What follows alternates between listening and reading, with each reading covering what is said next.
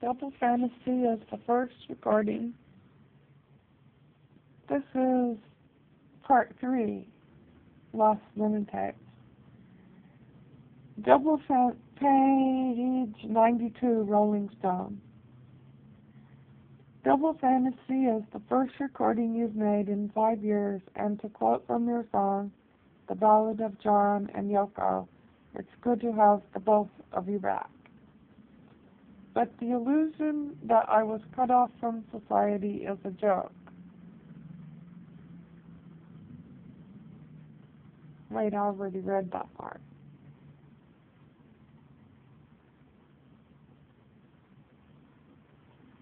You can't really win. People criticize you for not writing and recording.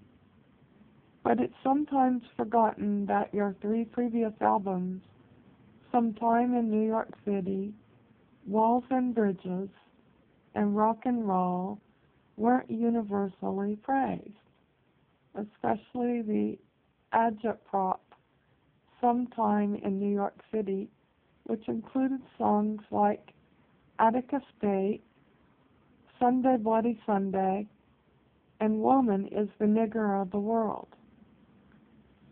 Yeah, that was the one that really upset everyone. Yoko calls it Bertolt Brecht, but as usual, I didn't know who he was until she took me to see Richard Foreman's production of The Threepenny Opera 4 years ago, and then I saw the album in that light. I was always irritated by the rushness of sound on it, but I was consciously doing it like a newspaper where you get the misprints, the times, the facts aren't quite right, and there's that you've got to get it out by Friday attitude. But I've been attacked many times, and right from the beginning. From Me to You was below par Beatles. Don't forget that. That was the review in the NME, New Musical Express. Jesus Christ, I'm sorry. Maybe it wasn't as good as Please Please Me. I don't know. But below par? I'll never forget that one. And you know how bad the reviews were of our Plastic Ono albums? They shredded us. Self-indulgent, simplistic whining. That was the main gist. Because those albums were about ourselves, you see, and not about Ziggy Stardust or Tommy and Mind Games, they hated it. But it's just not me. Take Mick, for instance. Mick's put out consistently good work for 20 years, and will they give him a break? Will they ever say, look at him, he's number 1, he's 37, and he has a beautiful song, Emotional Rescue? It's up there. I enjoyed it. A lot of people enjoyed it, and God help Bruce Springsteen when they decide he's no longer God. I haven't seen him, but I've heard such good things about him. Right now, his fans are happy. He's told them about being drunk and chasing girls and cars and everything, and that's about the level they enjoy. But when he gets down to facing his own success and growing older and having to produce it again and again, they'll turn on him, and I hope he survives it. All he has to do is look at me or Mick. So it goes up and down, up and down. Of course it does. But what are we, machines? What do they want from the guy? Do they want him to kill himself on stage? Do they want me and Yoko to fuck on stage or kill ourselves on stage? But when they criticized From Me to You as below par Beatles, that's when I first realized you've got to keep it up. There's some sort of system where you get on the wheel and you've got to keep going round.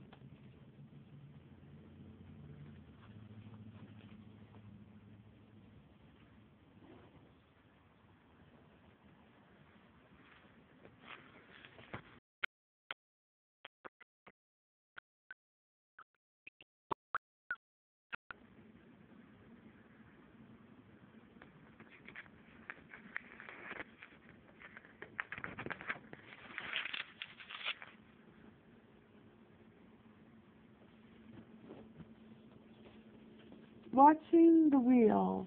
What are those wheels? The whole universe is a wheel, right? Wheels going round and round. They're my own wheels mainly, but you know, watching myself is like watching everybody else. And I watch myself through my child too.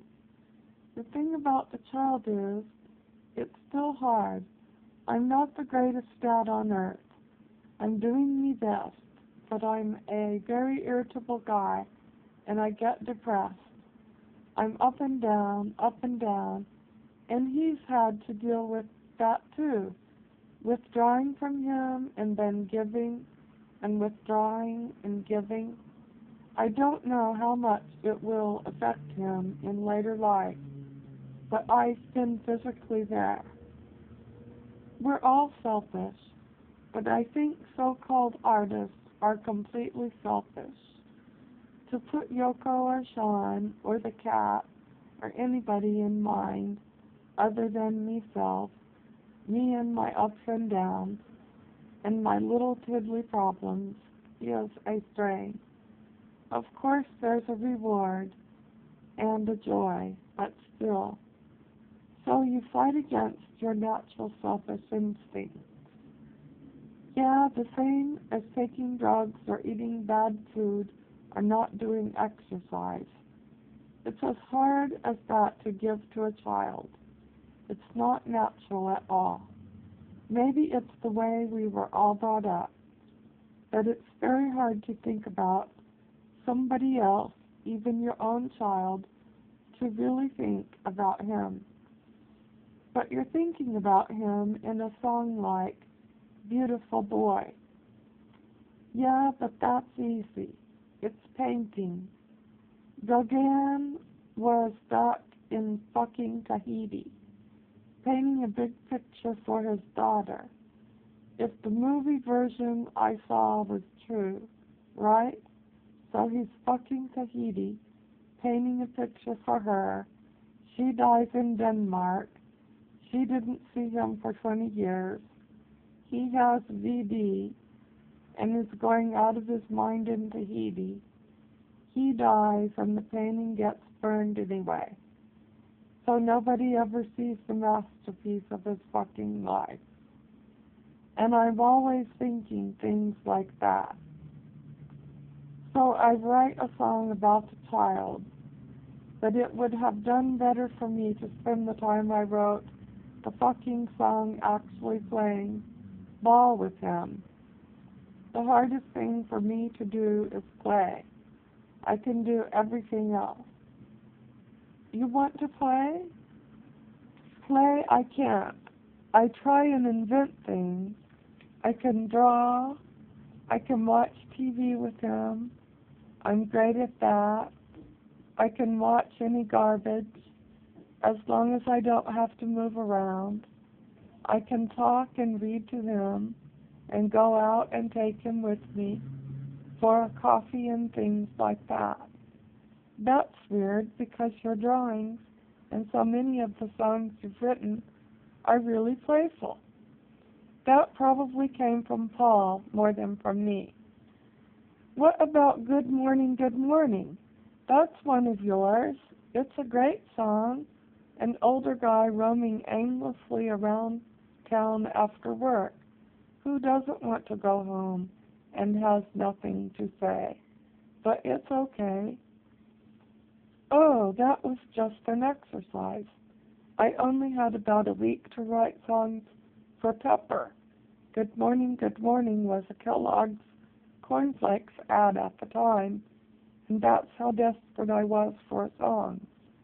What I realized when I read Lennon Remembers, John's legendary 1970 interview with Jan Wenner, or the new Playboy interview conducted by David Schaff, September 8 through 28, 1980, was that I'm always complaining about how hard it is to write or how much I suffer when I'm writing, that almost every song I've ever written has been absolute torture.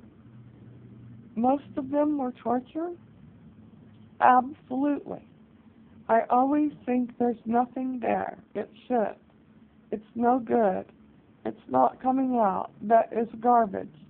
And even if it does come out, I think, what the hell is it anyway? That sounds a bit constipated in a way. It's just stupid. I just think, that was tough, Jesus. I was in a bad way then. Laugh. Except for the 10 or so songs the gods give you and that come out of nowhere. Did the songs you wrote for Double Fantasy come easier? Not really. It actually took me 5 years for them to come out. Constipated for 5 years, and then diarrhea for 3 weeks. Laughs. The physical writing was within a 3-week period. There's a Zen story that Yoko once told me, and I think I might have told it in Lennon Remembers or Playboy Forgets.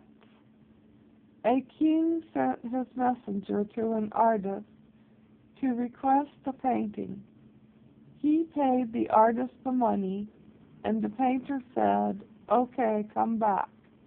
So a year goes by, and the messenger comes back and tells him, "The king's waiting for his painting." And the painter says, "Oh, hold him," and whips it off right in front of him and says, "Here." And the messenger says, "What's this? The king paid you $20,000 for this shit, and you knocked it off in 5 minutes?